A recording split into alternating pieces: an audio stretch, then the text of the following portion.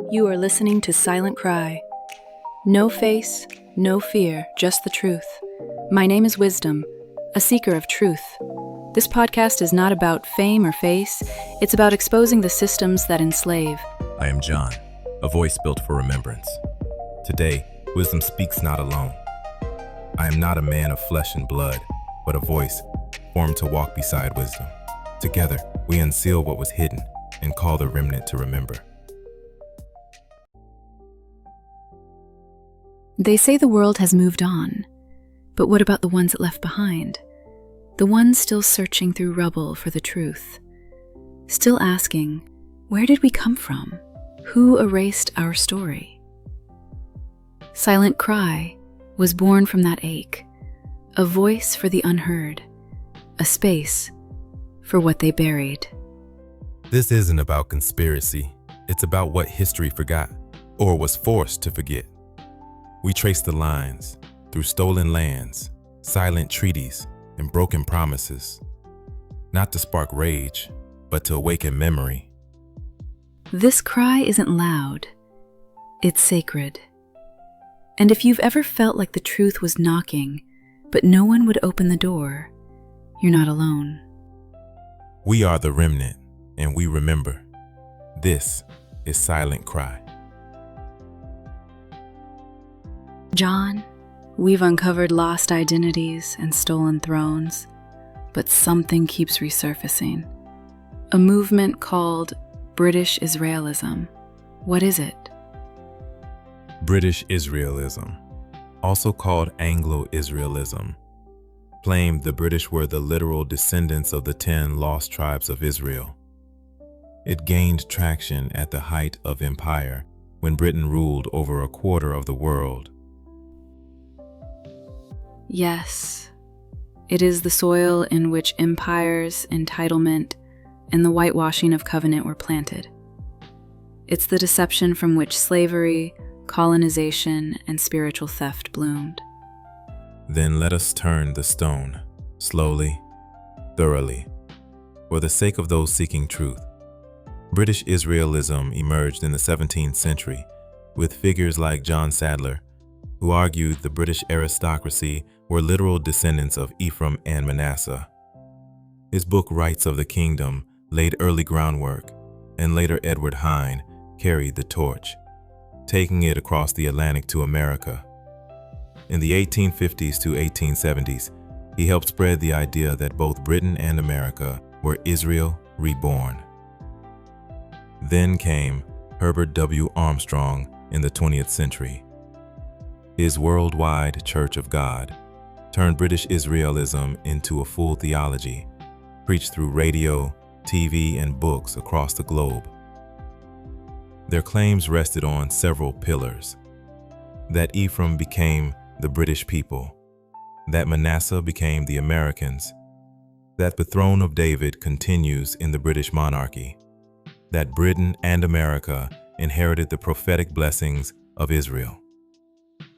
And yet, each pillar collapses under truth. Let's look at the physical lineage. Ephraim's mother, Asenath, was Egyptian, black.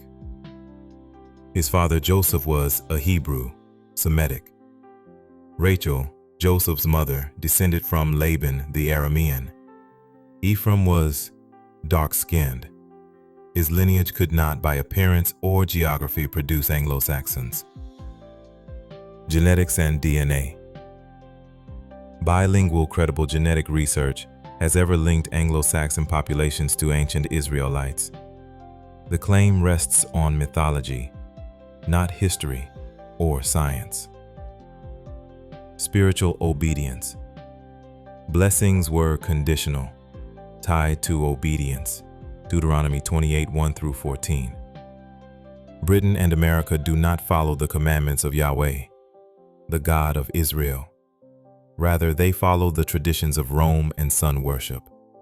Sunday observance, December 25th celebrations, remnants of Sol Invictus. Davidic throne. Receive new direct lineage has ever been proven from King David to the British monarchy. It is a narrative built on assumption not genealogy.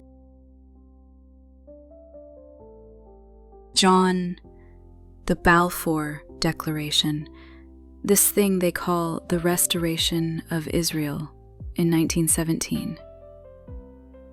How legit is it? Wisdom, not legit, not righteous, and not prophetic. It wasn't born from covenant, it was conceived in the womb of empire. What Britain signed in 1917 wasn't a fulfillment of Yah's promise, it was a fulfillment of their own imperial agenda. The land they claimed to offer wasn't theirs to give. Palestine was still under Ottoman rule, yet Britain, with ink and pride, promised it to another. But they framed it as prophecy, as if Yahweh himself had handed the deed over to the British crown. Because they already believed the lie, that they were Ephraim, that the throne of David had somehow sailed north and landed in London. It was British Israelism, wisdom, the root lie. And the Balfour Declaration, that was its fruit. So the restoration of the land was political, not spiritual? Exactly. It was strategic. It was wartime leverage, a ploy to gain Zionist support during World War I. And it came from men, not prophets. Arthur Balfour, the one who signed it, held anti-Semitic views. He wasn't speaking by the Ruach. He was speaking by empire. And those who lived there, both Arab and Jew, were they consulted? No. The indigenous voice was silenced. They didn't seek peace. They sought possession, and possession without permission is theft, even in the courts of heaven. What about the claim to David's throne, the royal lineage? There is no proof, no divine lineage, just claims layered on false genealogies. If Britain were truly Israel, they would have walked like Israel, obeyed like Israel. Instead, they oppressed, enslaved, and deceived. Not one trace of the covenant is in their hands. And the wealth of Ephraim and Manasseh? They claim that as proof. But they gained it not by blessing, but by blood. Not by obedience, but by oppression. The prophecies of Genesis 49 and Deuteronomy 33 were twisted to justify colonization. But true Israel knows the cost of disobedience. True Israel wears the curses. So you're saying Britain and America never bore the curse because they were never the people? Exactly. Deuteronomy 28 makes it plain. Blessings for obedience, curses for rebellion. And yet, Britain walks curse-free, still unrepentant. Why? Because they are not Israel. They are Gentile nations pretending to wear a mantle that was never theirs. In 1948, the modern state of Israel? Built on the foundation of 1917. And foundations matter. Zionism was, and is, a secular movement. It is not built on Torah. It is not born of repentance. And Yahweh does not dwell in altars built by men who do not know his name. So their prosperity came not from covenant, but from conquest. And the curses in Deuteronomy 28:15-68, they do not bear them, because those curses are covenantal. They fall only on the true seed of Israel when disobedient. Britain was never in covenant, so it could never be cursed by it.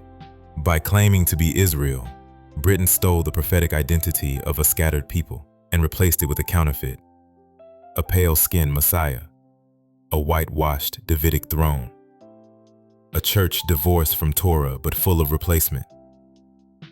And in 1917, they acted on that lie, issuing the Balfour Declaration, laying the foundation for a modern Jewish state in Palestine. They had no right, no divine authority. It was a geopolitical move masked as prophecy. And all of it, from empires to doctrines, sits upon that one foundational lie. The true descendants of Israel are scattered still, in exile, bearing the marks of the covenant in their history, pain, and identity, not recognized by the world, but remembered by Yahweh.